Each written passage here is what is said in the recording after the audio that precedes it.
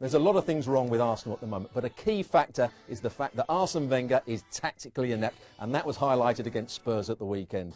He set his team up in a 3-4-3, and he was expecting Spurs to play exactly the same way, and that would have cut out a lot of the tactical responsibility. But because Spurs played with a two-man defence and they put Dyer into midfield, it meant that Arsenal at times were outnumbered in central midfield, and even more importantly, were outnumbered in the wider. Davis and Son played 2v1 against Oxlade-Chamberlain. So it meant that Arsene Wenger, after 5 minutes of watching the game, should have gone to the side of the field and changed one or two things. He should have sent Sanchez further infield to go and mark Dyer when Spurs had the ball, and then run off the back of him when the ball changed hands. He should have pushed Ozil onto Vertonghen. He should have pushed Giroud onto Alderweireld. The wing-back should have then pushed on to Spurs full-backs, played 2v2 in midfield, and then Arsenal would have had a better shape. But it didn't happen. He didn't do anything about it, and suddenly Arsenal were in trouble.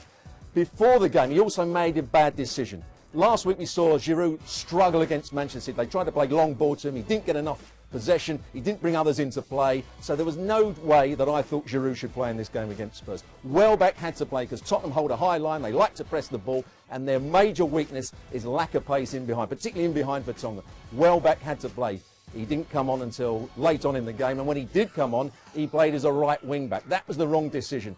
Eventually he was played up front for the last 10 minutes, and a couple of balls were played in behind. Lloris had to come and defend them, come out of his box, and that's what Arsenal should have been doing right from the outset.